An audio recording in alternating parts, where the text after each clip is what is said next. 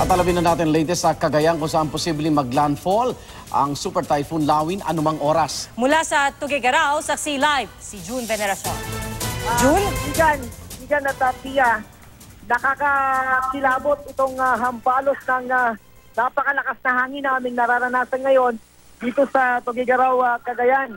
At walang pati ditong malakas na hangin na sa tansya ko'y nasa mahigit 2 oras na kaming binabayo ng hangin itong dala ng Super Typhoon Lawin. Napakarami na ng mga puno na nagbagsakan sa kalsada at ganoon na rin yung mga poste ng kuryente. Hindi ko naranasan yung mismo pananalasa dati nung bagyong Yolanda. Pero sa dami ng mga na-cover ko na bagyo, ito na yata yung pinakamalakas na inabutan ko talaga na mismong nanalasa. Napakahirap isipin kung ano na yung magiging itsura na aming makikita bukas itong probinsya kapag lumiwanag na. Kami ngayon, Igan at Pia, ay nakikisilong muna ngayon dito sa isang abandonadong building sa loob ng compound ng Kapitolyo. Mas delikado na kasi na bumalik pa kami ng aming hotel.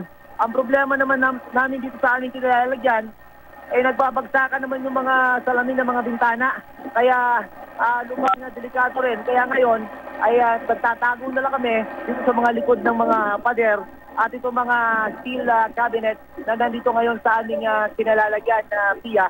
Ang problema pa, ang itong buong probinsya ay wala ngayong kuryente at napakarami na ng mga bilang ng mga evacuees na nagsisiksikan ngayon doon sa mga itinalagang evacuation na center Pia at Igan.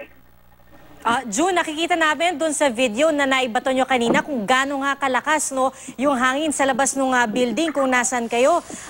Ito ba, kasi kanina nung nag-live ka sa 24 oras, napakalakas na rin ang hangin. So habang pang papagabi, palakas pa rin itong hangin. Tsaka may kasama ba itong malakas na buhos? Kasi hindi namin masyadong nakikita yung kasabay na ulan ito. Puro hangin lang yung nakikita namin. Medyo tatago lang kami konti dito sa mga may mga nabiliparan kasi ng mga salamin dito.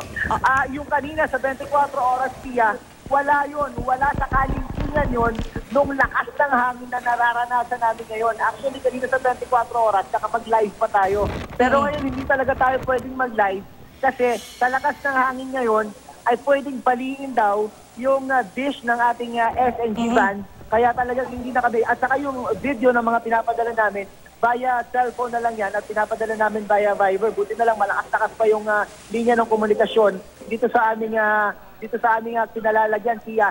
Dito more on malakas na hangin. Konting ulan, pero ang talagang problema rito, napakalakas. Napakalakas ng hangin. At habang gumagabi, yung naobserbahan natin kanina, dahan-dahan siya, palakas ng palakas, So, Pia. June, yung assumption is wala nang taong naglalakad sa daan ngayon.